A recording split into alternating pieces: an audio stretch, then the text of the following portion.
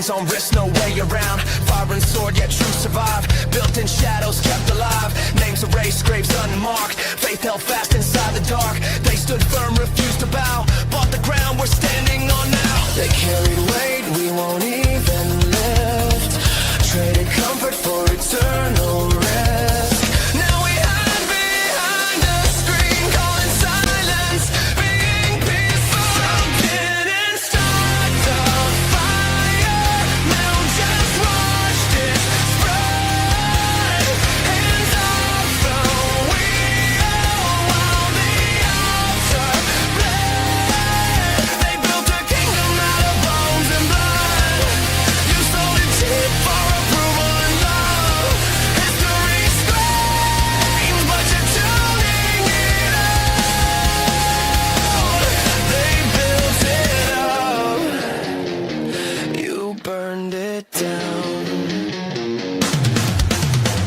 Creed written with dying breath. Truth held higher than fear or death. Now truth bends to fit the room, so no one storms out, no one's moved. Shepherds mute, wolves unchecked. Come for crown, conviction wrecked. Crossroad placed with safer signs. No offense, no battle lines. Liars don't trend, they're bad for brand. So you water down what they wouldn't bend. You call it grace, but it's just retreat of faith that won't bleed, won't ever let. You didn't start the fire, you just fed the doubt. Trim the truth till nothing's left to shout. They stood tall when the world said run. You bow the knee just to get along. History screams, but you're tuning it out. They built it up, you burned it down. This isn't hate, it's a warning shot. A house that sleeps gets taken, not fought. Faith was forged in the pressure and flame, not preserved by playing it safe. If the church won't stand, the stones will cry. If the watchmen sleep, the city dies. Not persecuted, just unprepared. Not under attack, just uninterested. Start the fire, but you let it die. Traded holy ground for a softer line. They held the line when the cost was death. You won't even risk a shallow breath. History screams, but you're tuning it out. They built it up, you burned it down.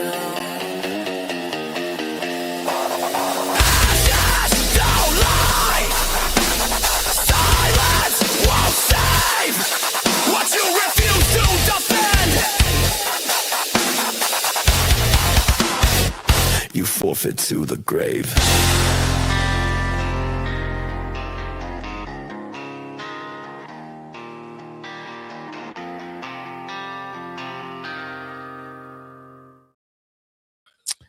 All right. Hey guys, how are you? God bless you. Hopefully this, I'm having trouble with this. It keeps like freezing and sticking or whatever. I don't know what's going on. But hope you guys have had a blessed week so far. You'll notice I didn't do a video on Tuesday. I've been trying to maybe, condense this down to 2 videos a week. And then hold on a second. Can you turn that down? And then I'm going to try to go earlier at night as well. So hopefully by going earlier, we can get more people to watch, maybe around 7 o'clock or so, on Tuesdays and Sundays. And in the summertime, we could probably do 9 because this way, nobody has to get up early in the morning for kids with school, moms can stay home, that kind of thing. So, hopefully we're going to look to do that. But, you guys will notice that, the videos that I've been doing, at least the live teachings, things have kind of changed a little bit in the stuff that we're doing. And because, you look at our culture today and there's a lot of things that, we've discussed over the years and whatnot that, this country is leaned more conservative. And, So the world is pretty much at this point, they're sick of the LGBT, they're sick of the Muslims, so now it's time to understand how did we get here? Why are we here? And what can we as Christians do about this, right? Because after all, we do want the moral fabric of our country, to be Christian. And, you might not, some people might shy away from that, but, when you think about it, we want to be Christian nationalists. Well, they want to be, relativist nationalists. They want to be atheist nationalists. It just that what they do is they put a negative connotation on the word Christian because they just hate God. I mean, that's the truth. But society, America, we're going to live under some of these guidelines. We're going to live under some of these rules, right? That's just the nature of things. And, do we want to live under a biblical standard, which is with objective morality, or do we want to live to a subjective atheist, morality in which, the state becomes God? The state's the one who gives you rights. The state is the one who takes them away, because that's where we are today. Whether we want to admit it or not, that's what atheists want. That's what the LGBT wants. They want society to be based upon their rules, right? And the rules always are, we need to silence the Christians. We need to do this. We need to do that. But again, there is no objective morality. There's no objective truth in any of those corners. And, it doesn't take a whole lot of looking it up, but just do a Google search or do a ChatGPT or Google Gemini, whatever it is you use, and just ask it, what would happen to America if Christians did not exist, or if every Christian in America just suddenly disappeared? It's not a good thing. Whereas the inverse is the opposite. If liberals disappeared, would society be worse off? It wouldn't. Society would actually be better without them. And that's not just me saying it. You can actually do the research for yourselves, with that, I want to dive into, because I think tonight's video is going to be a lesson for everyone to learn, because again, we call this, when culture becomes God. And, we're going to deal with this because I believe this is something that's foundational as a Christian, because this isn't about, just jumping, straight into politics, which again, we're told, as a Christian, we can't get involved in politics. And, I think that's a bunch of nonsense, because why does the enemy get to have a say in how we live our lives? Why does the enemy get to have a say in laws and, all these things here? But the Christians can't. I don't know why Christians have fallen for that lie, but whatever. But we're going to dive headfirst into cultural debates. We're going to, we're even going to let our emotions, right, lead the way. We're not going to do that, right? We're not going to dive into culture debates. We're not going to let our emotions lead. We're going to start at the very base of things, the bedrock upon which everything else either stands or it falls. And that's the thing we have to look at, right? And the question is, who defines good and evil? And the mistake I see a lot of Christians make is they don't really understand how to answer this question. They'll say things like, well, God defines it. God decides it. And ultimately, you are correct. However, to an atheist, to a liberal, to a godless heathen, if you will, that answer is not going to suffice, right? We can say that we know that's a truth, but you have to get them there, right? You have to help them understand why we need God. And again, a lot of Christians, especially street preachers, all they know is homo bad, homosex bad, abortion bad. And that's pretty much where it stands. They don't know how to really engage with people. For them, and I'm speaking generally, of course. They don't really understand the thinking of the enemy, right? They think the enemy thinks like they do, right? And they could just say, well, God, and the enemy's going to go, oh, well, okay. That's not how things work, right? Because they don't believe in God. They reject God. So you have to get them to a place to understand that and to understand why we believe in God. And the failure I see in a lot of Christians, a lot of preachers that open their preaches, they don't know how to get them from A to Z. Our answer is just, well, God, you just have to have faith in God. Well, you can't ask an atheist to have faith in something they don't believe in. You can't say, well, you have faith in man, not God. It's ultimately true, but to them, they're going to go, duh. So you're not winning any arguments. You're not winning any debates. Then, of course, we have the camp that says, well, debating is evil. Debating is wrong. And they only say that because they're idiots who don't know how to debate. They don't know how to rationalize and answer questions. But in reality, when you're preaching out in the open air, when you are talking to individuals who, share an opposing view, you're debating. Because while you're evangelizing them, they're also evangelizing you. Because while we want the atheist to become a Christian, the atheist wants the Christian to become an atheist. So we're exchanging ideas and we're evangelizing each other, because at the end of the day, the goal is for them to either get us out of Christianity or for us to get them out of atheism. Okay. And the thing is, the atheist doesn't understand this. And neither does the Christian for the most part. So all I'm simply trying to do is get you to understand how to get from A to Z. So yes, when we ask the question, who decides what is good, what is evil? Who defines that? And that question, that one question, shapes every decision, every law, every relationship, and every society. It determines how we live, how we judge, and how we build our world. We are constantly, the minute you open up your phone or your computer and you go on to Facebook or X or whatever, you are constantly bombarded with the message that we live in the most enlightened age in human history. We're told that our generation is more compassionate than those who came before us, more morally evolved, more committed to justice, and far more aware of the nuances of the human experience.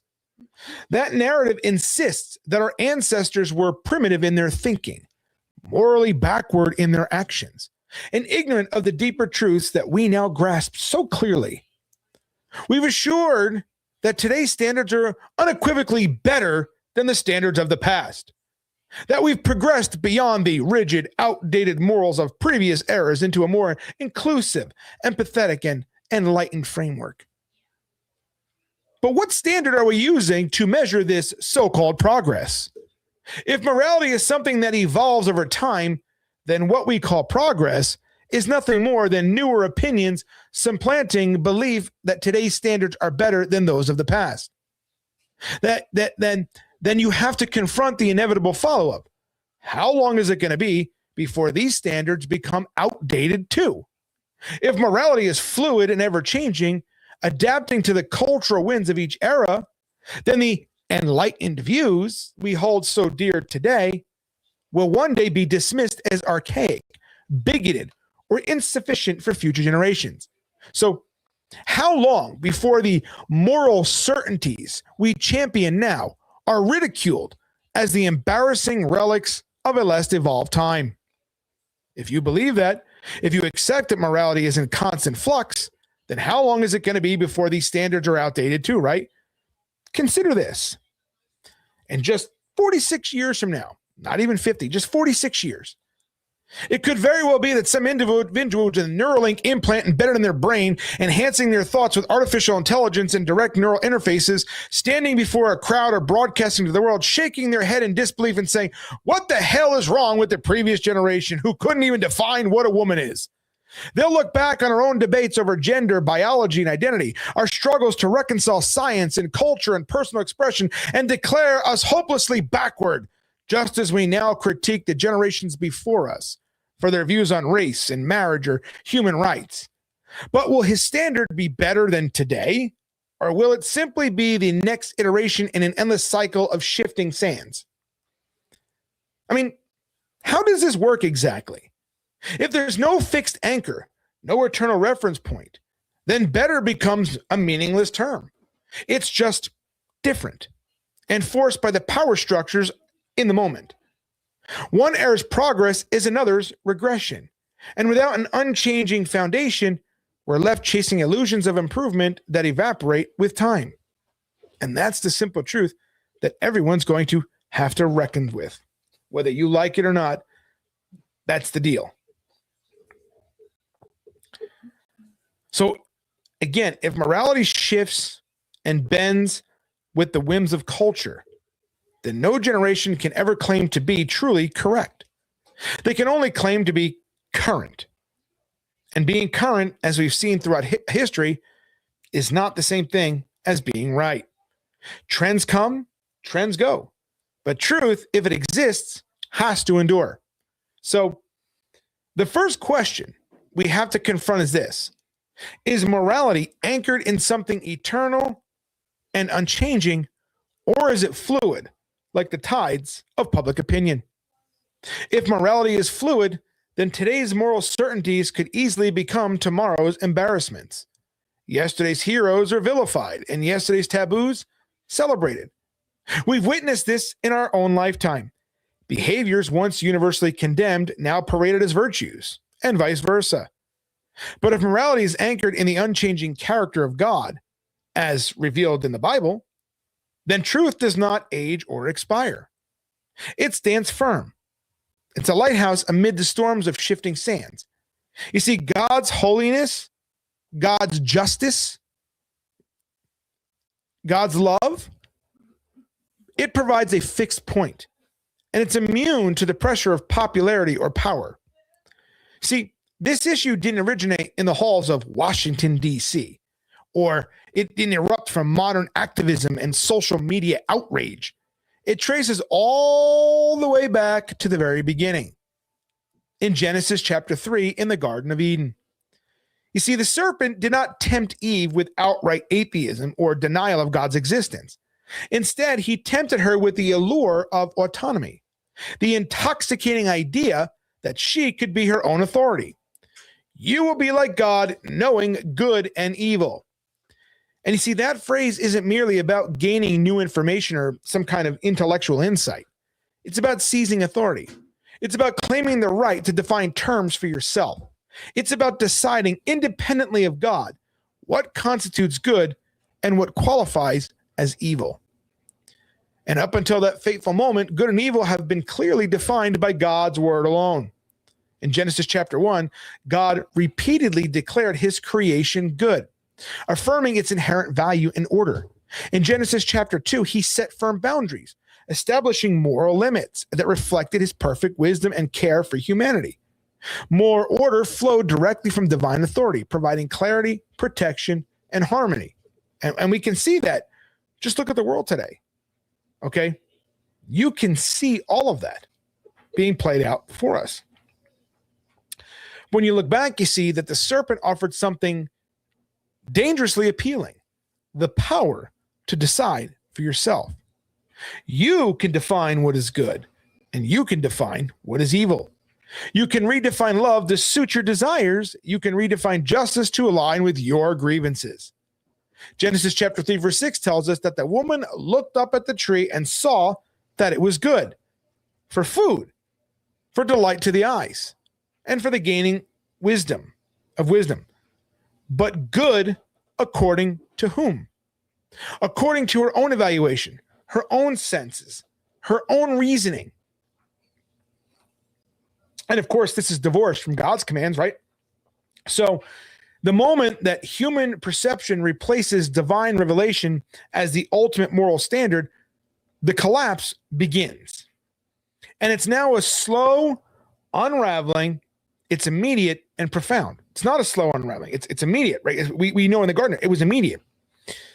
And what followed, right, as soon as Eve did that, right, her decision there, what followed, right on the heels of that decision, shame first, shame flooded in as they realized their nakedness and their vulnerability.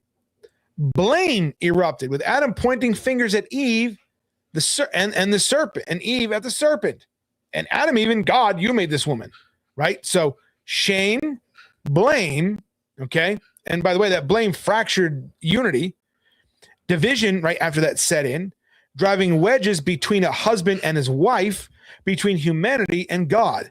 Fear took root, causing them to hide from the one who had walked with them in perfect fellowship. And ultimately, death entered into the picture. Not just physical death, but spiritual separation, exile from the garden, and the curse of toil and pain. So Eve, Adam, they didn't become enlightened, did they? They didn't become enlightened gods as they were promised. Instead, they hid in the bushes, cowering in fear. They did not ascend to new heights of wisdom. They fractured everything around them, unleashing chaos into a once perfect world. Now, of course, every generation, every civilization that declares moral independence from God is simply just reenacting Genesis chapter 3 on a on a grander scale. Romans chapter 1 describes this same tragic exchange. Humanity exchanged the truth of God for a lie, worshiping created things rather than the creator. And it was not an accidental loss. It was a deliberate trade, swapping eternal truth for fleeting illusions. So let's move forward in history a little bit. Let's go all the way to the founding of the United States, of this country. Because America was never intended to be a theocracy where religious leaders held direct political power.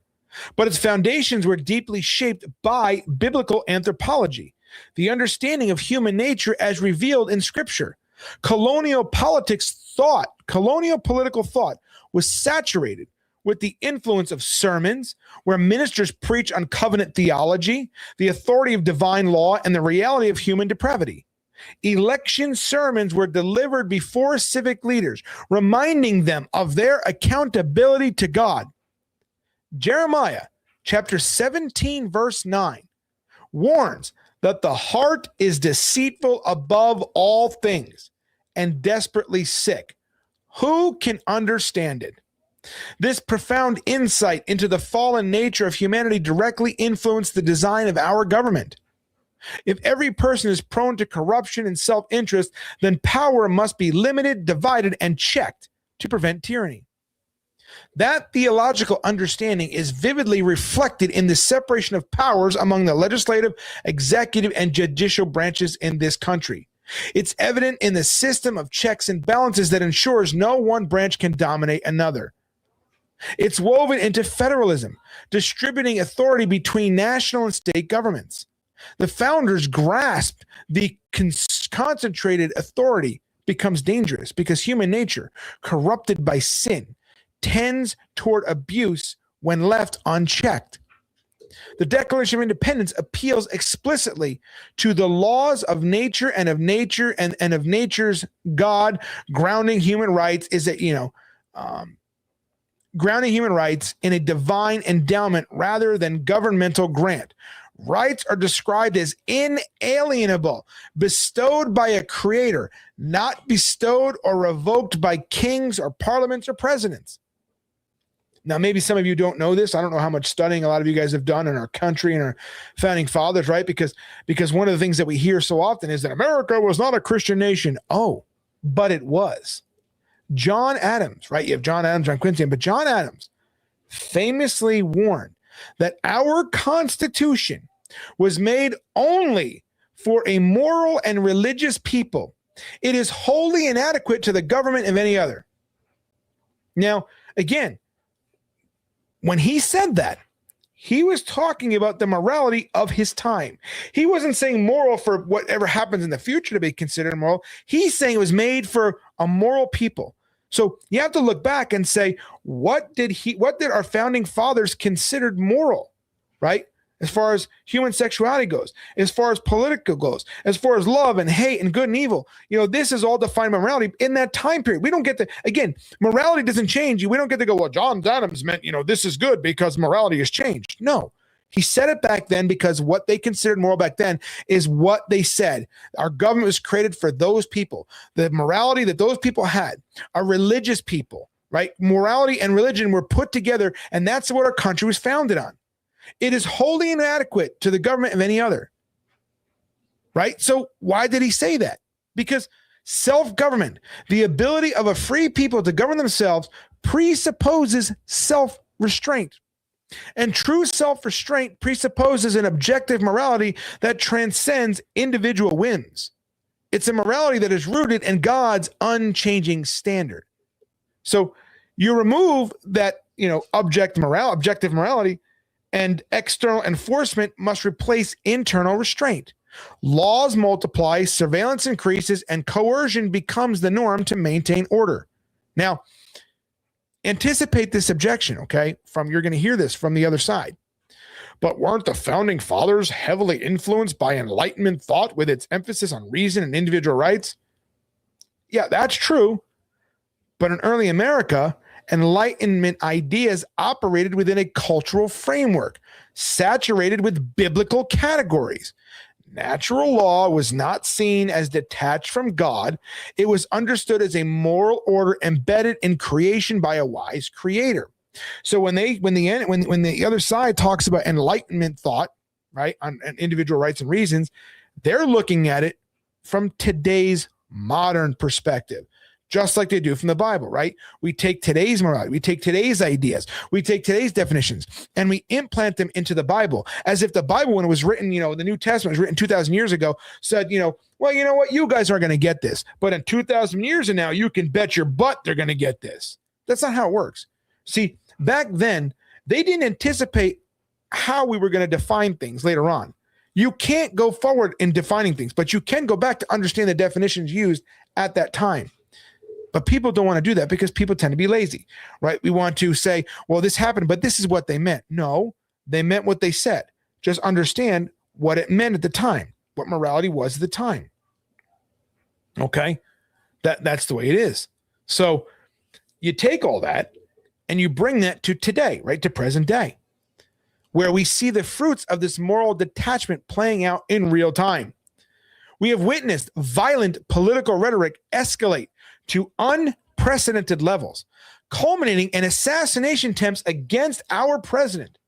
These acts are not only condemned by, but in documented cases, they are met with public celebration from ideological opponents, revealing a chilling erosion of basic human decency. Okay? Again, all you got to do is look in 2024 when somebody tried to assassinate Donald Trump. Right? He was in Butler, Pennsylvania during a rally, and a 20-year-old gunman fired shots that fortunately grazed his ear only, but it did kill one attending and it injured several others. In the aftermath, right, while most of us, moral, right, conservatives, were horrified, social media erupted with posts from the left celebrating the attempt. Comments like, too bad they missed, or memes mocking the event proliferated on X and Reddit and Facebook, and especially TikTok. Democratic staffers and activists in places like Virginia were caught posting celebratory messages, leading to widespread outrage and calls for accountability. Even some lawmakers' initial reactions sparked controversy, with one Colorado Democrat tweeting something interpreted as dismissive, although she later apologized, of course, But these were not isolated. Researchers documented a 633% spike in calls for violence online the very day after, including explicit celebrations of the near miss.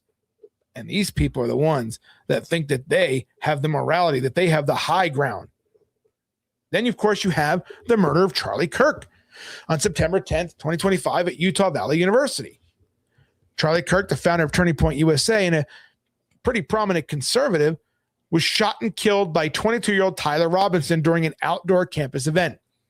The FBI investigation revealed Robinson was a homosexual, was in love with and dating a furry. Left behind evidence like shoe impressions, a firearm, right, all that. And the reaction to Charlie Kirk's death was not mournful from the left. Across social media, individuals identifying as left-leaning or progressive posted messages celebrating it, dancing to it. Posts on Blue Sky and other platforms include memes saying, "Do Trump next," or "Elon next, please," with some openly justifying the violence by citing Kirk's political views. Vigilante conservative groups flagged thousands of such comments, leading to firings, investigations by the Department of Defense into military members' reactions, and even Vice President J.D. Vance urging people to report celebrators to their employers. A YouGov poll found that 16% of liberals viewed feeling joy about political opponents' death as acceptable. But again, these people are the ones that claim you and I are the hateful ones. You and I are the mean ones. You and I are the problem in society. I don't know a single Christian that celebrated the murder and the deaths of any of our political opponents. Unless I'm clearly missing something here.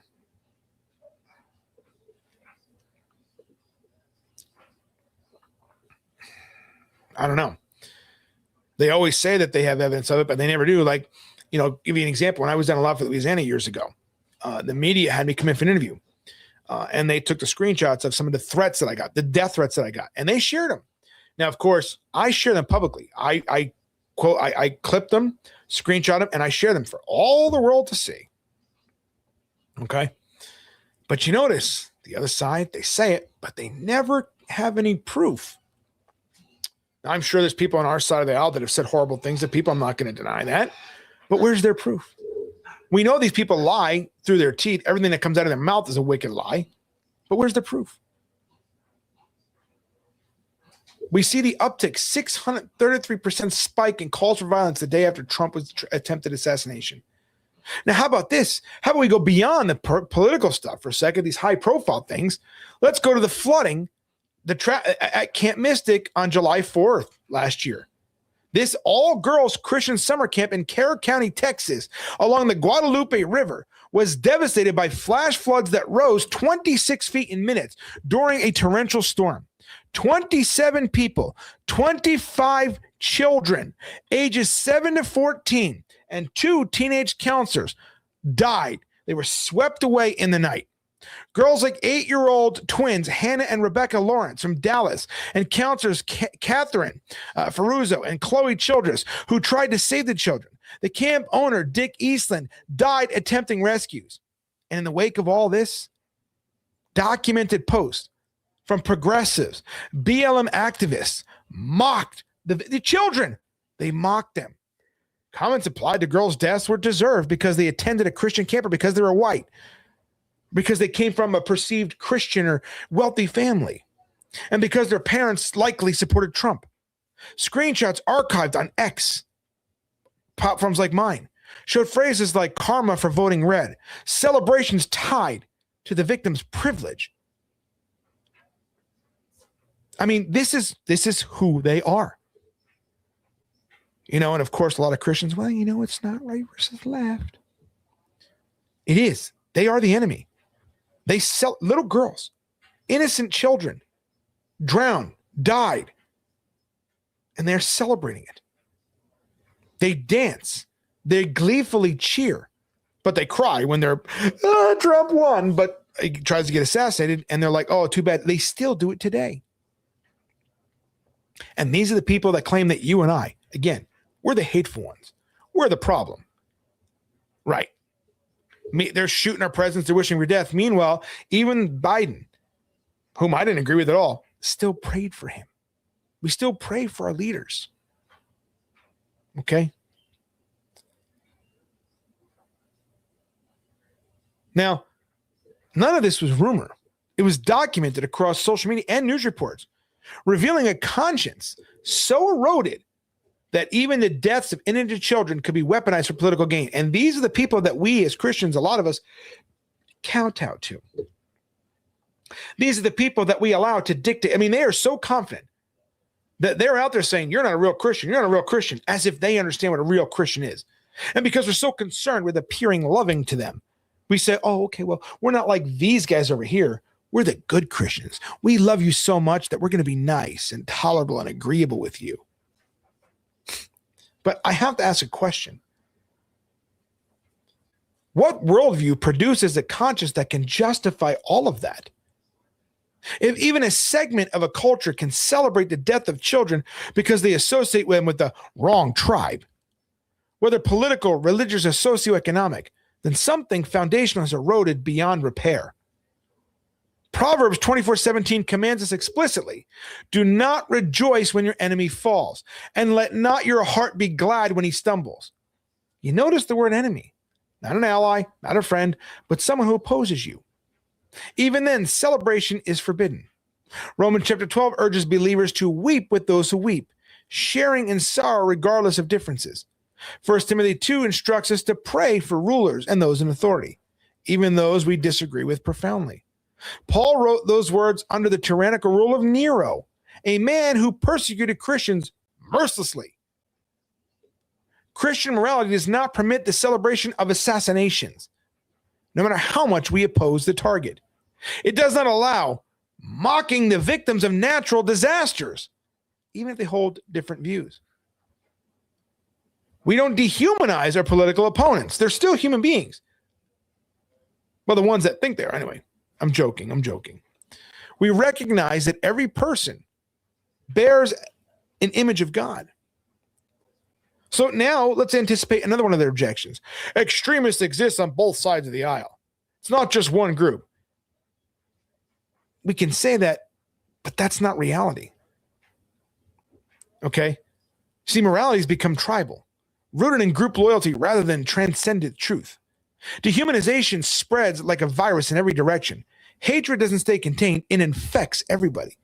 But the truth of the matter is, there's only one side that's literally murdering people, that celebrates it, that calls for it, repeatedly calls for violence, and they act on it.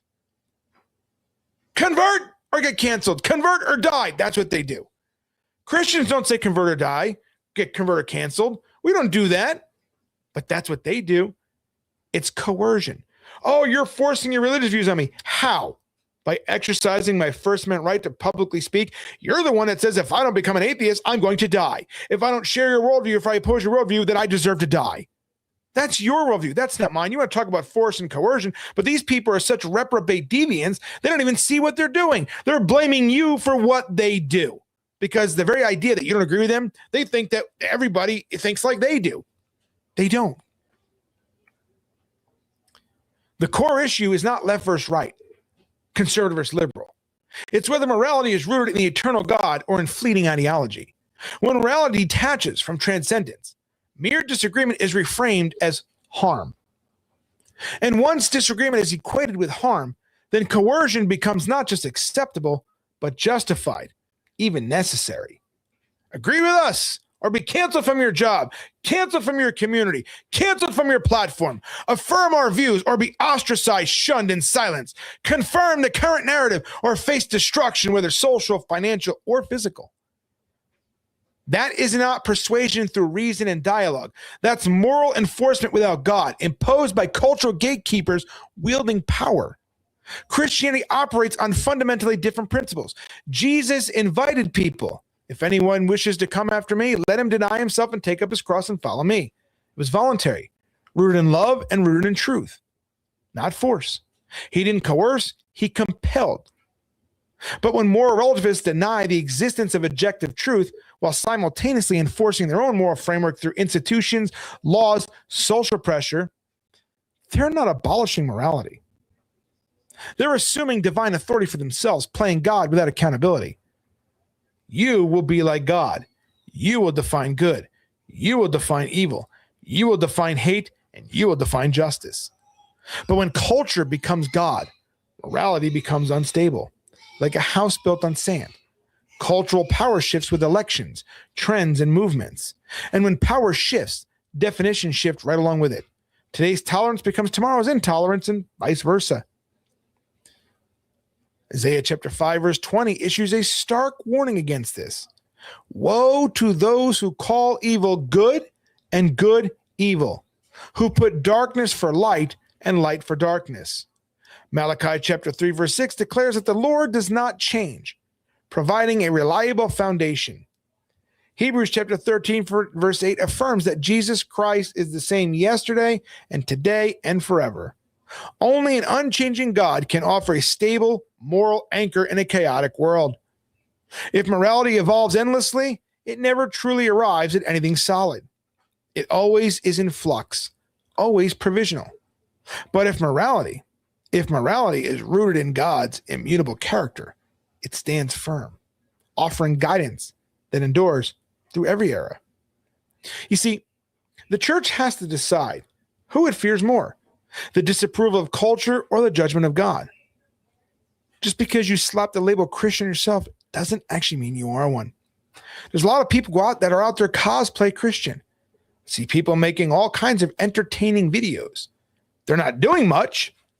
I had a conversation with a brother today, and he says, I've seen so-and-so videos of, and they're getting a lot of views. And I asked the question, what is the accomplishment? What's the fruit? Are hearts and minds being changed? Is there any exposition, or is it just simply yelling at people because it makes for good video? See, I can do that too if I wanted.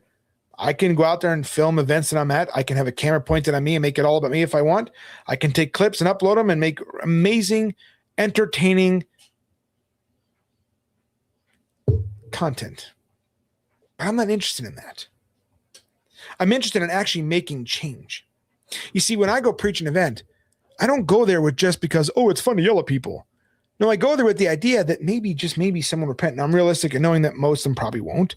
But the hope is always there that somebody does, or that somebody watching might, or that we can expose something and change things for the better in this country. That's the hope. You know, if we're not interested in simply making content for views. You know, there's times people have asked me to go places with them, and I really said no. It happened recently in November. I was asked to go to Florida, and I almost didn't want to go. My wife, David Grisham, Jim Gillis can all confirm this, because I was concerned that it wasn't about God anymore, that things were becoming social media content only. I didn't want to do things for clicks. Didn't want to do things for views. When I do something, it's for God. And I was concerned that this is the way things were heading. And I didn't want to do that. That's not how I operate. Anybody can do that, but there has to be fruit. There has to be something tangible after an event. You know, whether exposing evil, you know, and I'm talking about getting, you know, when people react, you know, but when you're out there and if a cop comes up and says that the Muslims are more reasonable than you, that's not a good thing. That's not, when you hear that, it's time to reevaluate. But again, when you're full of yourself, and this goes for anybody, when you're full of yourself, you are unable to look in the mirror and say, you know what, maybe I'm not doing this for God anymore. See, that's what happens, right? When you become the moral authority, when you think you know better than God, man, I'm getting, you know, 10,000 views or 50, whatever it is, that becomes your identity now. It's not about God, it's about you. As most of you know, I'm heavily shadow banned on social media. Look at my view count right now. 135,000 on one channel, almost 20,000 on another. And all I got is 11 views on one platform. Okay. Nothing on Facebook, nothing on X. Well, X having problems tonight, they said so. I don't know how many I got on Rumble. But the point is that I'm heavily shadow banned. And yet, people still know who I am. I'm more relevant now than ever. Because it's beyond social media. People know we are because of the fruit of what we do. Court cases won. Drag queen story hours stopped. Pride organizations dismantled. Pride events stopped. That's the fruit of the work. And it's not difficult to go out there and just yell at people for no reason. It's not difficult at all. Anybody can do that. Anybody can grab a bullhorn, you can grab a microphone, whatever, and you can just start yelling at people. That's not that difficult to do, so long as you don't mind being out in public and being seen. It's not difficult. But it's the substance of what you do. Okay, are you doing this for you? Are you doing this for views? Or are you doing this for something bigger? Are you doing this for Christ, for God? Why are you doing this? And when you do this, what is the result of that work? Is there any result? Or is it simply just, for lack of a better term, peeing in the wind?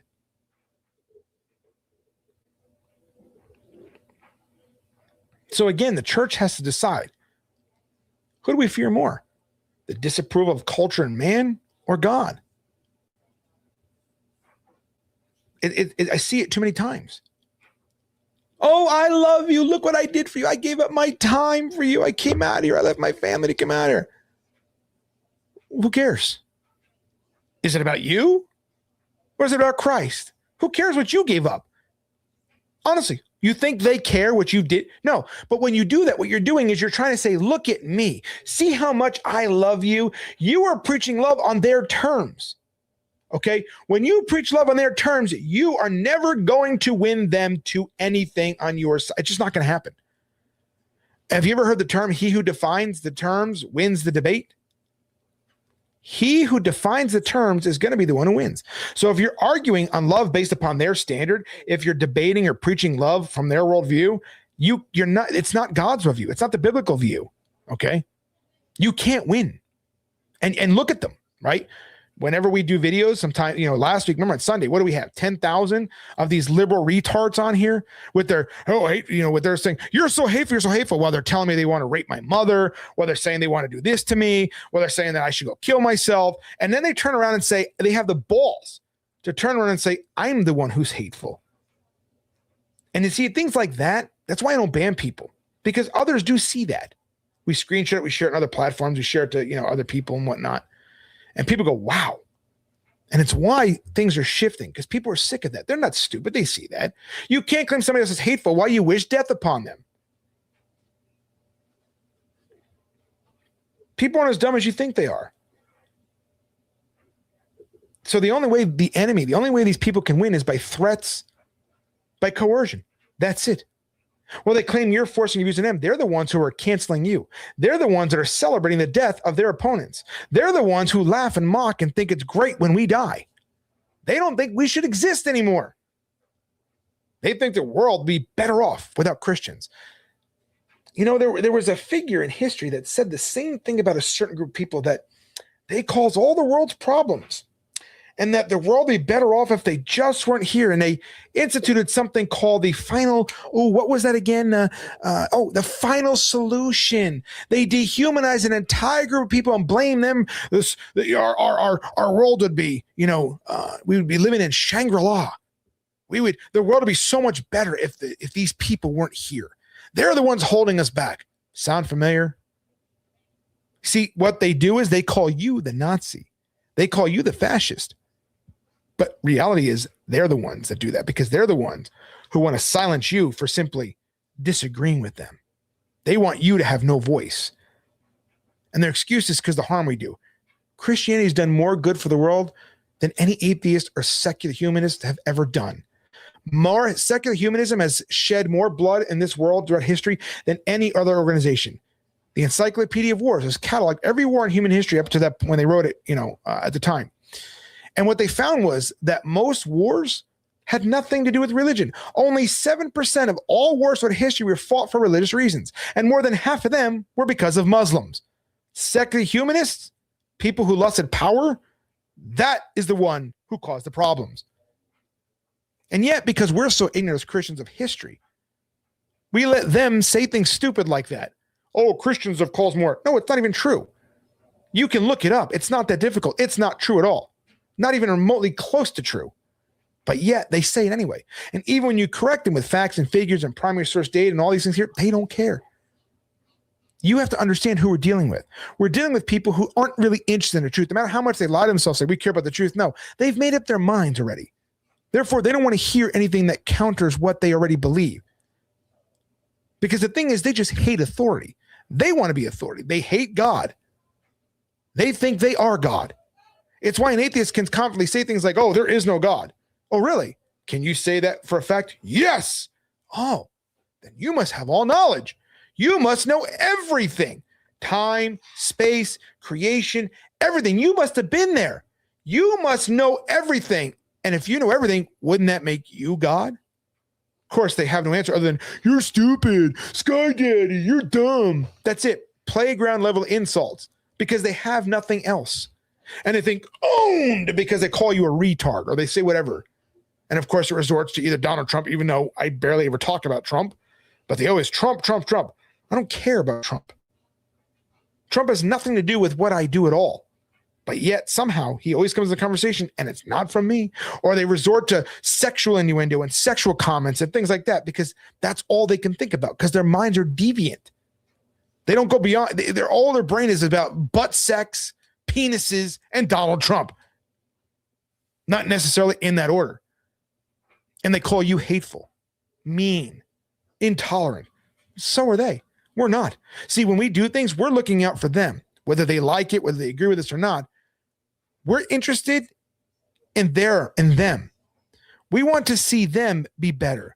We want what's best for them. They want what's worse for us. That's the difference. And yet we allow them to tell us what a Christian is not. These people hate God. Remember the Sunday night, I had a guy tell me he read the Bible back and forward, front to back, but couldn't answer basic Bible questions.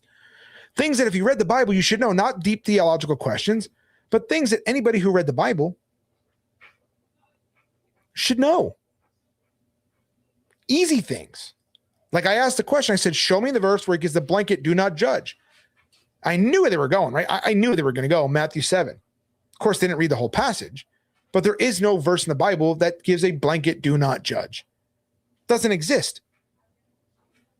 And of course, when I pointed this out and then showed him at the end of Matthew 7, where it says, do not give us holy to dogs or pearls to swine, that actually requires judgment. Every person on this planet judges. You can't call somebody judgmental without you being judgmental yourself. Everybody judges. But the difference between a Christian and a worldly person is, what standard do we use to judge somebody on? Are we using our own feelings to judge somebody, or are we using something grounded in something deeper, something more objective? See, that's the difference. Proverbs chapter 29, verse 25 reminds us that the fear of man lays a snare, trapping us in compromise.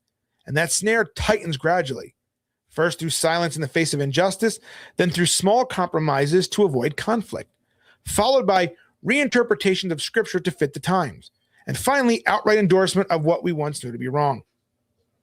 But if the church abandons objective morality in pursuit of cultural approval, it reenacts Genesis chapter 3 all over again, stands at the tree, tempted by the same old fruit promises enlightenment, but delivers only fracture and fallout. The oldest lie in history is still being whispered today. You will be like God. Every culture that believes it ends the same way, divided against itself, coercive in its control, and ultimately unstable, crumbling under its own contradictions. But the alternative remains available to us, as it has for every generation. God defines good, and God defines evil. God defines love, and God defines justice. God anchors morality outside the reach of human power and preference, and only what stands outside human power can truly restrain it, guiding us towards humility, compassion, and true freedom. And that is the choice before every generation. And it is the choice before us now. Will we trade truth for autonomy or anchor ourselves in the unchanging God? Because the future of our families, our nation, and our soul depends on that answer. And I want you to just think about this for a second before I end this. By now, everybody knows what happened in Florida. We got charged with a crime for disrupting a religious assembly and disorderly conduct, even though we were there speaking, nothing more, nothing less, on a public, open forum.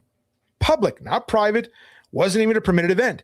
Matter of fact, the Muslims didn't even have permission to be up there that day. But regardless of that, we went up there to speak. That's it. We called Muhammad a pedophile. It's true. I called him a power bottom because of the hadith about al-Zut. That's true.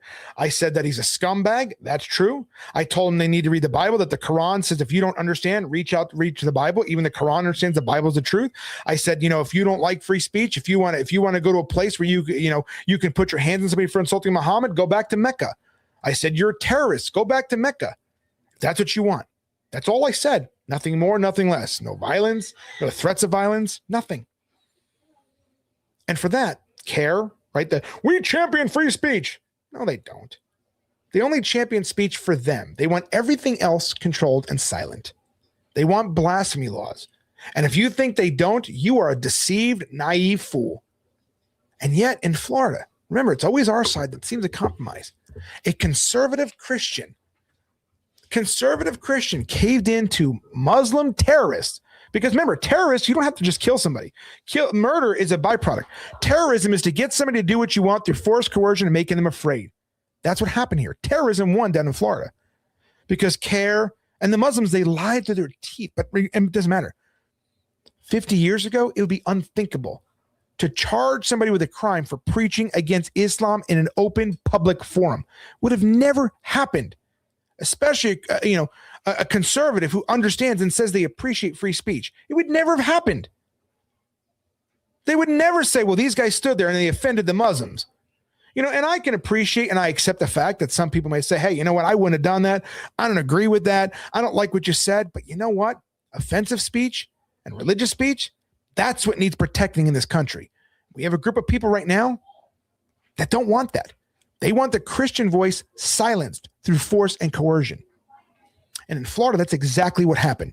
CARE, which is a terrorist group, through force and coercion and lies, and and I'm not saying that just because they actually lied. We have it on a video. They all lied. But what happened? Through lies and force and coercion, they were able to get a Christian conservative to file criminal charges on us for speech. That's where we are as a country right now. And what's even worse, see, I don't have rich parents, right? I never had much growing up. My parents don't have much. I really have nothing to do with my parents anyway. I don't have rich family members. I don't have rich friends that could say, oh, Rich, let me help you out. I don't have that. I'm a disabled veteran. That's where my income comes from. Okay, it's enough to pay my bills. It's enough to feed my family. That's really it. I'm okay with that. So I don't have the luxury of paying, $6,000 for an attorney to help me. I have an attorney to help me because he said, I know you're good for the money. Because we all assume that Christians are going to step up and help.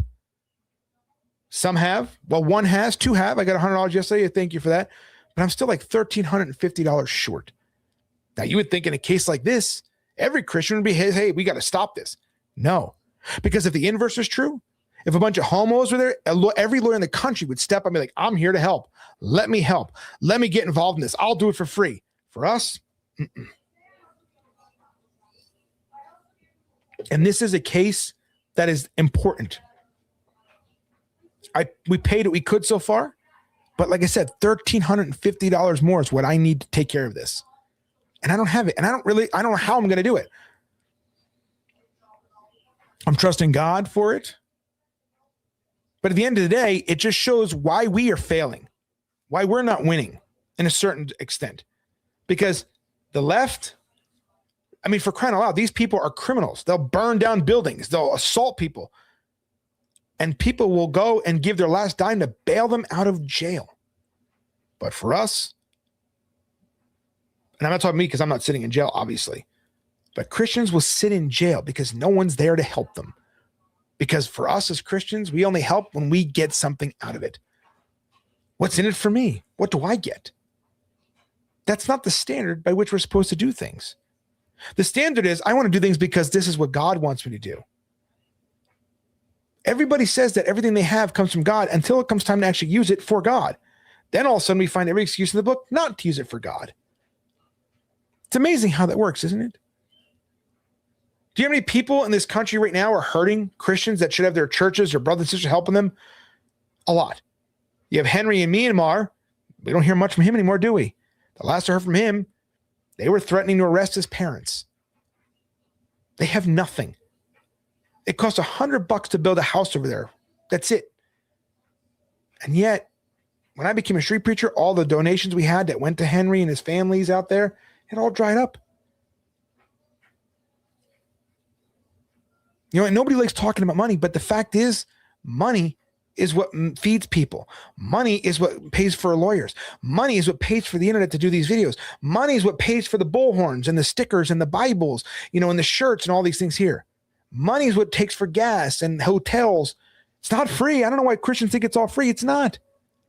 But we are losing because you know what? We don't help each other. I'll pray for you. I appreciate that. And that's lovely. But it's time for us to move beyond prayer. If somebody's hurt in your church, if somebody needs help, help them. Don't just sit there and go, I'll pray for you. Even the Bible says, if you have the means to help somebody and don't, you have a problem. And in the book of Judges, the same thing happens. People watched as their brethren, as their countrymen, as their people were being persecuted, and they stood there and did nothing, and God cursed them. Some people want to know why their prayers aren't answered. Have you taken a look at your heart? I mean, how many people in your church can only afford ramen noodles? How many people can only afford ramen noodles? Because they don't have any of the means. Now, some people, let's be honest, some people it's their own faults. Some people it's, I know people that got fired because of being a Christian. My daughter at her job right now risks getting fired if she misgenders somebody on purpose, which if it comes up, she will. She'll lose her job for it. But she hasn't it's not been presented to her because there's no trainees that work where she works. But the point is that she could get fired by calling a biological male a male if he doesn't feel like one. I know Christians that have lost their livelihood and their incomes for standing up for what's right because they thought their churches would help them, and they didn't. They were abandoned by people. They were abandoned by the people that claimed to be their brother. They were abandoned by the people closest to them. And believe me, I understand that more than you know.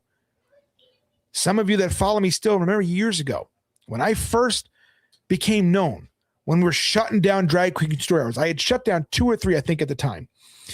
And, we found out some things, which my daughter's story, not mine. CPS came and took. Now I have 7 children. They took my 2 oldest ones, whose mother was bisexual. Go figure. I got one back in 24 hours because I went down to court and I fought like hell. And we had found out the reason they did this is because they were hoping that if they can convince my daughter that she was a lesbian or bisexual, that I would stop going against the LGBT. And it's documented, by the way. It's all recorded. Because you see, these people forgot that I had cameras in my house. And while I didn't get the video, I caught the audio. So when we went to court, the guardian lied and was like, oh, we can go to court right now. I slammed my fist on the table and said, I dare you. Let's go right now. I dare you. Let's walk in there right now. I dare you. And she goes, wait. And I got my daughter back. Then I was put in a list that CPS can't bother me anymore. And my friend Richard, Mass Liberty Counsel, said he's never seen anybody get that before. But while that was going on, remember, this is the time when I won my personal injury lawsuit and I was paying for everything for a group of Christians, and you can look up the news articles. I was paying for them for everything, their plane tickets, their hotels, their car rentals, bullhorns, cell phones, jackets, the embroidered jackets, not just vinyl ones. I'm talking embroidery ones, right? Because I was so thankful and so appreciative of these people coming out with me. I was praising God for them. But when this happened to me, they all abandoned me. Not a single phone call, not a single message asking, hey, brother, can I pray for you? Do you need anything? Nothing, not a word. Some of you didn't know me back then. So that's not on you. But these people that I bled with, that I went to battle with in the streets, abandoned me. And when questioned, it was, well, I have kids and I was afraid they're going to come after me next. See, the Bible says the wicked flee when no one pursues them. No one was pursuing them, but they fled anyway. And my wife and I were left on our own. Not a single one of those people called me or asked me how I was doing. Nobody did. No Christian called me. Nobody. That's a true story. Some people that knew me back then, maybe they followed me, but they didn't know me well enough to where I would tell that story when I found out, can verify that. And even Reuben Israel said, I'm the only person he's ever met in all the years that he's been in ministry that had something like that happen to them. His exact words were, you truly endured some of the worst persecution with the exception of having my life taken. That's obviously not happened. But someone taking your children, trying to convince them they're gay in order to get you to stop your ministry is some of the worst things that ever happened. Of course, Christians have a persecution complex. Really? That actually happened. I've had my car tire slashed. I've had my taillights ripped out of my car. I've had knives pulled at me. I've been pepper sprayed. I've been punched. And again, that's to be expected. I'm not complaining, but I'm just saying that's what we do. But where are our brothers and sisters when we need them, when we need their help? Just prayer. Just a simple thing as prayer. How you doing? When something like that happens, they were gone. So some of you need to look, are there people in your church, in your congregation, in your community, in your group that would like somebody just to call them and say, hey, I know you're going through something. Can I do anything? Can I pray for you? Can I cook dinner for you tonight? Bring it over so you ain't got to worry about it. I just want to see how you're doing. At the very least, we had this guy once, his name was Michael. And, he didn't follow me. He didn't know me very well. It was another brother that followed me that put me in touch with him. And his story was tragic. And it was very, very let me tell you the story. So this guy, it was during COVID. And this guy's mother died. His father was in jail for something bad. He didn't tell me what. But his mother died of COVID, and his little brother was in the hospital on a ventilator. And he adopted his brother when his mother died because he had no one else to take care of him. He blew through his entire life savings, paying medical bills and paying for his mother's funeral. This guy went to his mother's church. And his mother, he said, he was going there, I guess, most of her life, at least her adult life. and she was tithing faithfully. Again, I don't really agree with tithing. Some people do, and if you want to call it a tithe for giving, that's fine. As long as we understand it's not obligatory, it's cheerful giving. But anyway, his mom was doing that every week, 10% like clockwork, right? That's what she did. She was faithful for years and years. I mean, the guy told me, estimate hundreds of thousands of dollars by the time of the years he added it all up. He went to the church when his mother died, and he asked for help paying for the coffin. That's it. Not the whole funeral. He told him his situation. I adopted my brother. I spent all this money to do that, paying the hospitals, paid the funeral, all that stuff.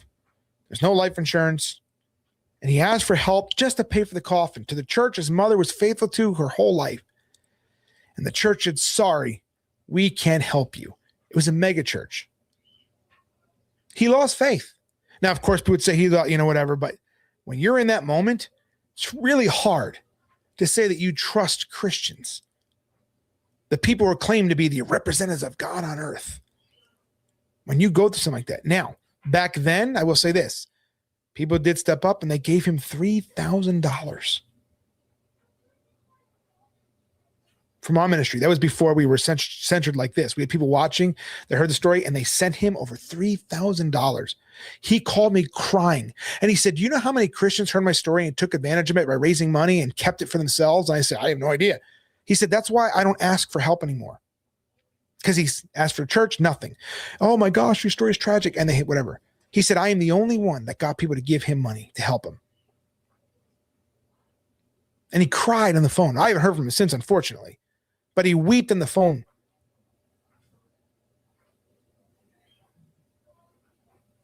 I bet you guys would deny anyone. Oh, yeah, deny anybody what? Anybody what? Please, deny anybody what? Because I guarantee you're the same person that would say somebody needs to be fired, canceled, that they call a biological male a male who refuses to play into somebody's pronoun game. I guarantee you would be the first one in line to do that. You'd be the first one in line to try to get somebody locked up for hurting your feelings. So when you say you would deny anyone that doesn't deny anybody what? Would I deny somebody food if they needed it? Absolutely not. Would I deny somebody clothing if they didn't have any? Absolutely not. Would I deny somebody, at least human dignity? I would not. Would I deny somebody their job or their freedom simply because they have a different view than me? Absolutely not. So what exactly would I deny somebody who doesn't share my worldview, you hypocrite? See, that's what they do. They lie about everything. Oh, you'll deny somebody. I have never denied anybody anything. Matter of fact, you can see in the street, even people that oppose us are screaming at us. Do you remember we were in Oklahoma and a guy came in a wheelchair and I guess he hit like a bump or something like that? And this is all filmed live. And his chair tipped over and he couldn't get on the ground. The first thing we did was drop the bullhorn and rushed over to try to pick him up. And of course he said, I don't want help from you. Okay. I said, you sure? You okay? Do you want an ambulance? Even our worst enemies, when something bad happens, we stop everything to try to help. You deny people human dignity in the daily. Liar. If they're Muslim, gay, trans immigrant, you would spit on them. I'd never spit on anybody. That's a lie. Not clothe them, feed them. All of that's a lie. Every single one of those things is a lie. That's what you do to people. That's what you do to Christians. You spit on Christians. You get them fired. You don't give Christians human dignity. You're a liar. Just because we say that Muhammad is a prophet or that Islam is a false religion, that's not giving them human. That's not denying them human dignity. You don't even know what human dignity is. Lying about people, denigrating people because you hate them because they hurt your feelings, that is denying human dignity. And that's your problem. You're using your feelings as the barometer of truth. Oh, if you don't make them feel validated, you're denying human dignity. No. You see, Christians don't need your validation. Our validation comes from God. We're secure in who we are. We don't need external validation to make us feel good about ourselves. I could care less what some scumbag, reprobate, deviant thinks about me.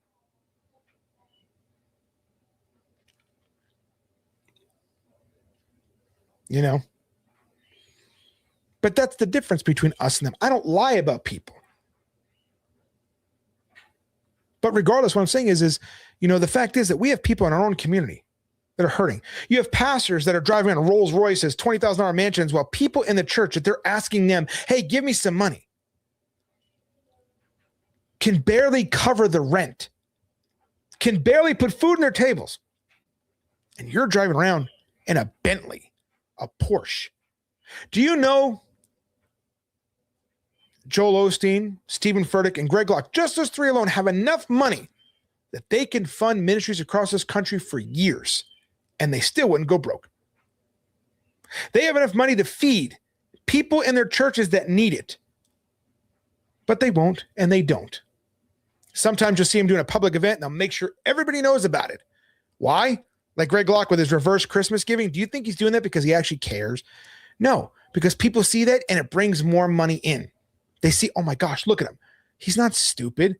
He knows that by spending $10,000 on gifts to give away, he's going to get back $30,000 because that's how Christians work, right?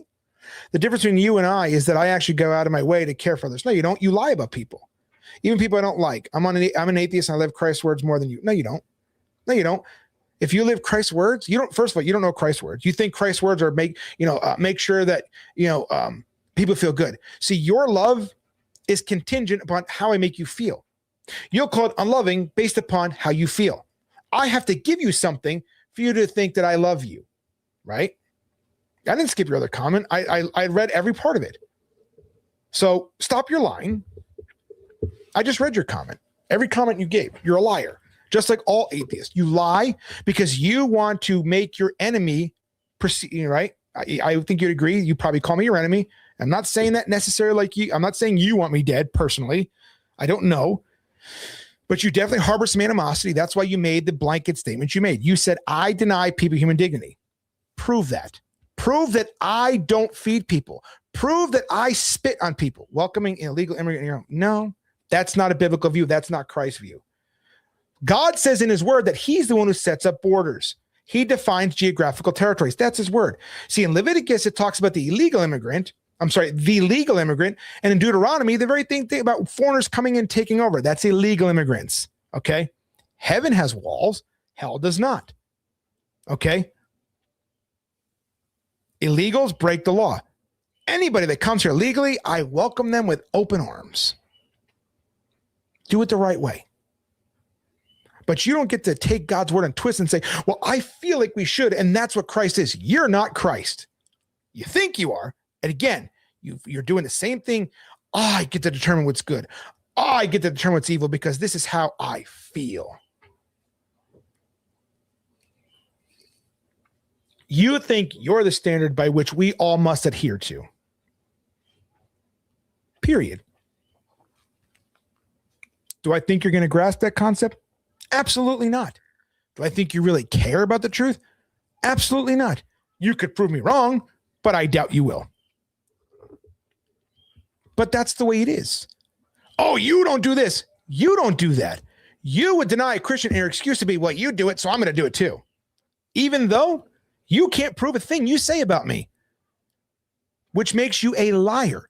And lying about people to disparage their character is a lie. Exodus 22, context, my friend. That's about legal immigrants.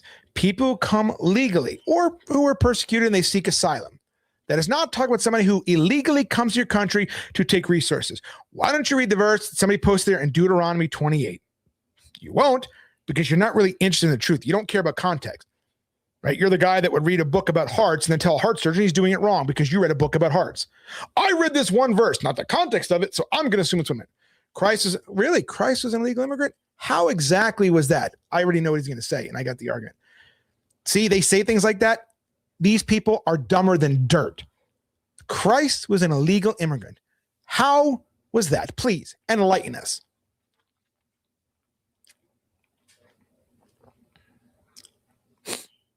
I know he's going to say, because he went from Jerusalem and he went to Egypt and all that. But see, the thing about that is because, again, these are just leftist talking points that they just parrot and repeat because they think that they're so wise. They think they're so loving. But again, this guy lied about me, which proves he's not loving. That's evil, by the way. That's not giving me human dignity, by the way. Hypocrite. But anyway, the point is that Christ was an illegal immigrant. They say that because they think it's a gotcha. It's not, because they're idiots. That's like saying me going from Florida to Texas makes me an illegal immigrant. They were all part of Rome, different provinces under the same empire. They were not illegal immigrants. That's like going from state to state and claiming, well, you're illegally in my state when you're from another state. That is a ridiculous, stupid argument that shows that these people don't think, they know nothing. They simply parrot other retarded talking points without any logic, without any historical basis, and without any facts. Now, again, is he going to correct himself? Absolutely not. He'll just go repeating the same thing because they don't care about the truth. They don't care. All they care about is, I need you to think like I think. I need you to validate me. I need to know you love me, because if you give me what I want, then I'll know you love me. Because the atheist, the liberal, the LGBT, their love is contingent upon what you can do for them or how you make them feel. Because their love is all about themselves. I want this. I need you to do this. I need you to give me this. That's how I'll know you love me. However, you know how I know you love me? By doing what's best for me. Thinking about me. Anyone who would make mythology from thousands of years ago the center of their worldview is pretty dumb. Mythology, huh? Tell me about the Big Bang and evolution using the scientific method. Can you prove either one of those things using the scientific method? Christianity is a bunch of lies? Prove that. Prove Christianity is a bunch of lies. And again, prove to me evolution using the scientific method. Prove to me the Big Bang using scientific method. You want to talk about mythology? To believe everything came from nothing takes more faith than anything else. You can't prove evolution. You cannot prove evolution using the scientific method. You're a flat out liar. You cannot prove it. Do you even know what the scientific method is, Mr. Geneticist? Do you know what it is? Because you saying that you can prove it through the scientific method is an absolute and total lie. I could prove Islam's a bunch of lies too. Just read the Quran. Literally. In context. Quran 65:4 is a good one. Gives him permission to marry prepubescent women. You can also read in the Quran where it says that sperm is created in the back behind the ribs. Well, that's not true. It also says that when babies are in the womb, that their bones form first and the flesh forms around it. We know that that's not true. So you would think that Allah, God, who they said that wrote the Quran, you would think he would understand basic biology if he's the one who created human beings, right? You would think he'd know how it works. So you just have those things. But regardless, I've been on for an hour and 18 minutes, and I need to hop off. But I want you to go back, watch this video. If you got something of value in here, there's a recent paper that found a 45 nucleotide ribonucleic capable of self-catalytic stability. Did it do it? Did it change from one kind to another? Did life come from non-life? Do you have anything that shows, right? Anything that shows a kind becoming another kind through the process of evolution? Have you observed it? Have you repeated it? Have you demonstrated it? Have you done any of that? No, you haven't. That's a scientific method. You haven't. Okay? You haven't. What's the verse that Muhammad was? So you have two of them in hadiths that talk about him putting his mouth on his grandson Hassan's penis. It's in there's two different hadiths about it. No, thousands of labs have never created life from non-life. Thousands of labs have never, ever observed one kind turning to another. It's so stupid that you think people are going to believe that. It's not true, and you know it. It's never happened. We've seen things evolve from one kind to another. It's never happened, you liar. Hold on, I got to sneeze. I think I do.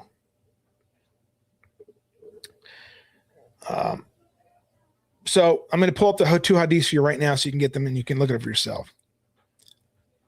And you have the Al-Zud hadith, by the way. The Al-Zud hadith is the one that about him being power bottomed all night by a bunch of dudes. And it said he couldn't walk the next day. You know, he was in pain, blah, blah, blah, all these things here. Where is it? I know I put it up here. I got the two hadiths here.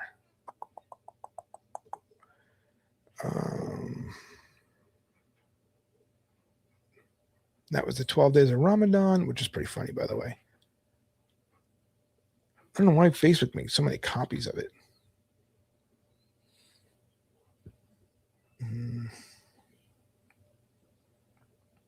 Hold on, I gotta find it here.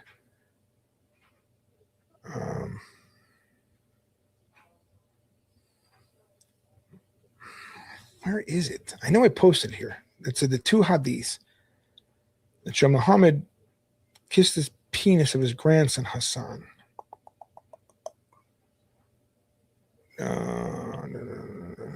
Muslim man in Dallas. Okay.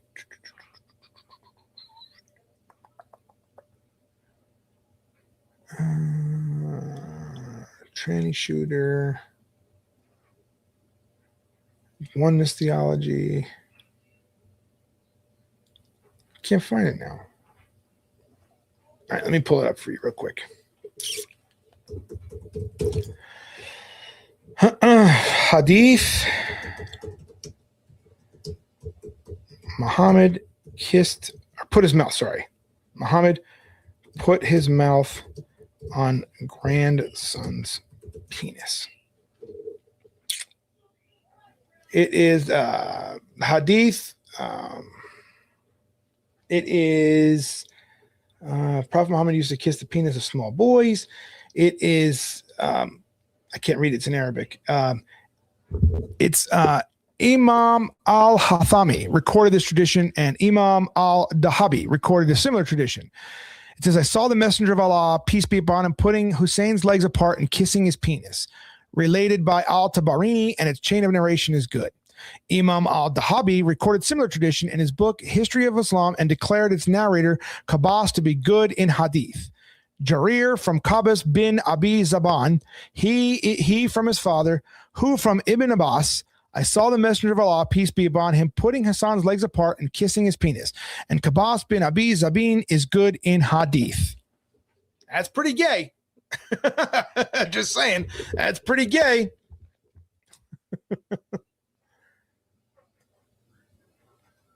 That's pretty gay. Just saying. I don't know about you, but a man who puts his man on his and he's incest by that. It's incest. That's his grandson. It's incest. Right? So Muhammad was a homo, incestuous, pedophile, who also had sex with his dead relative Fatima. And we have the Al-Zut one. You guys will love this one. Al-Zut. Now, of course, they lie about saying it was about him reading the Quran to a bunch of jinn. I'm like, really? Then why did it say that he was ridden all night long and he's in so much pain the next day he couldn't even sit down?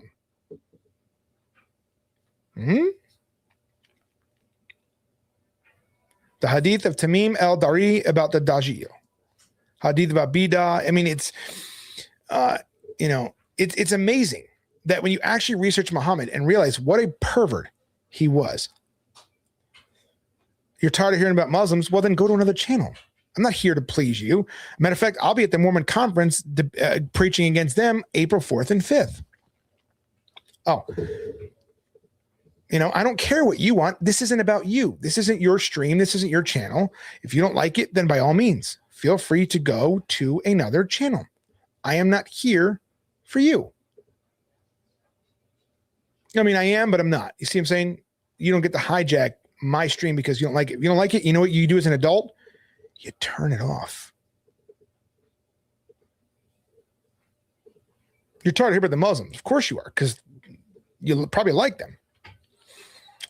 So there it is right there, you guys, on all the channels. There's the hadith right there. That's a stupid attitude. No, it's not. See, that's what it is. Everybody thinks that I cater to them, that I have to give them what they want. It's not. I actually was going to hop off 6 minutes ago. You hear that, all three of you? Dude, you don't even know what platforms I'm on. You're on one channel. One.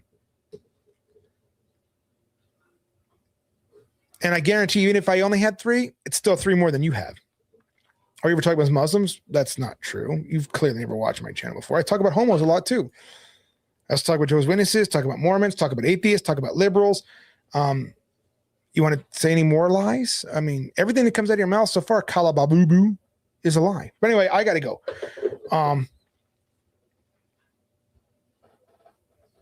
You feeding them? I saw one poke his head out before. You don't talk. I don't talk about other religions. He's coming out. Look, there she is. Oh, they know the food. Is that Opal? Mm-hmm. I wonder if I could show. Can you think I could show him on here? If she'll sit still for the shower. You're a doofus. There you go. There's the see you loser. Yeah, that's how geneticists talk too. There it is. The playground level insults.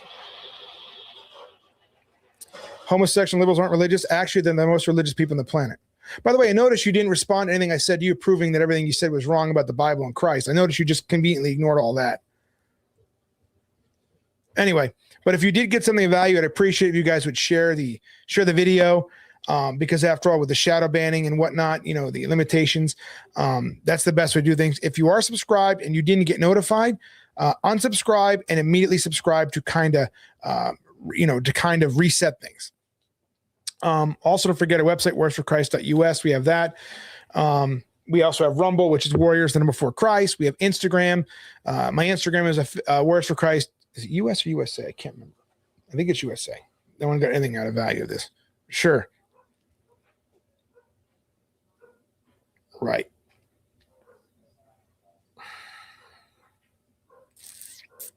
It is, because my Instagram, we have 112,000 followers on there. Let's see. It's Warriors for Christ USA. 112,000 followers, 7.5 million people reached. Grifting for likes. Yeah, okay. Yeah, this guy talks like an atheist social media loser. Remember the one guy that came on here, tried telling us he was a scientist, and then we called him on it. He was called it completely wrong. But anyway, so I appreciate you guys. You know, like I said, follow us on Rumble, Instagram, all that there. I post more on Instagram than anything else, which automatically reposts from Instagram to Facebook. So those reels automatically go over there. But again, that's most of my stuff on Facebook is the stuff that's just copied from Instagram over there. If you want to help support the ministry, you can do so at wordsforchrist.us/give. We have the credit card there. We have all the links, you know, Venmo, Cash App, PayPal, all that there. But if you want independent, it's scrolling in the bottom. It's also in the description of the video, right? Our Cash App is $ WFC Church. Our Zelle is support@christianjournal.net. Our PayPal is paypal.me/XTRIAN Journal Media. Our Venmo is at Words for Christ Ministry. So we have all those things there. But again, if you can't remember that, it's in the description. It's scrolling. And it's on the page, wordsforchrist.us/give. So we appreciate you guys. We love you guys. You know, like I said, we're going to be going to spring break soon. And then right after that, I'll be heading up to Salt Lake City to the second Mormon conference of the year. Then they have their next one next year. So I'll be going to both those conferences every year to preach to the Mormons. Go back and look at my last video when I sat down with the one and debated him, and just, you know, it's pretty bad. But anyway, again, love you guys. Appreciate you. Again, make sure you like, comment, follow. When the video's over, come back, give it a thumbs up, give it a comment. And then we'll see you guys Sunday night. God bless.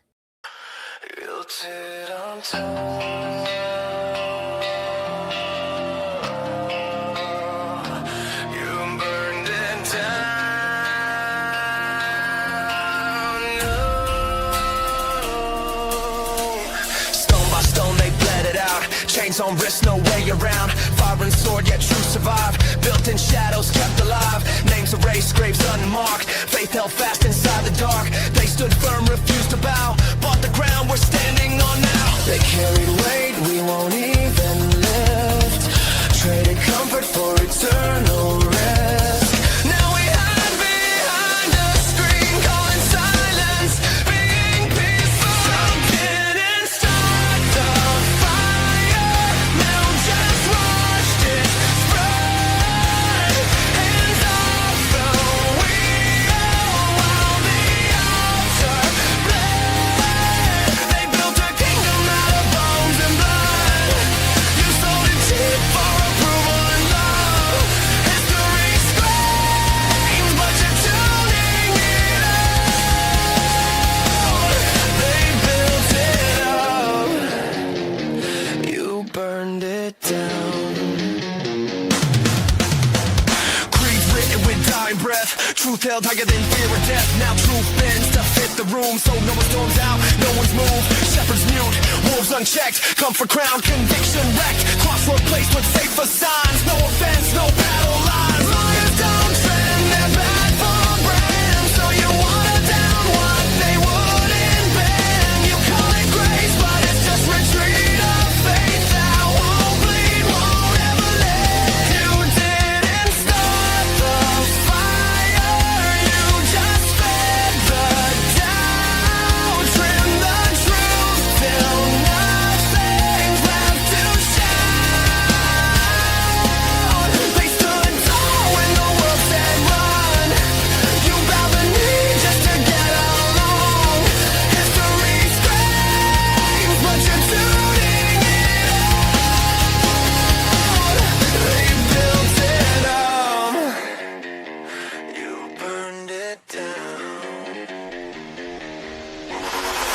isn't hate, it's a warning shot. A house that sleeps gets taken, not fought. Faith was forged in the pressure and flame, not preserved by playing it safe. If the church won't stand, the stones will cry. If the watchmen sleep, the city dies. Not persecuted, just unprepared. Not under attack, just uninterested. Start the fire, but you let it die. Traded holy ground for a softer life. They held the line when the cost was death. You won't even risk a shallow breath. History screams, but you're tuning it out. They built it up, you burned it down.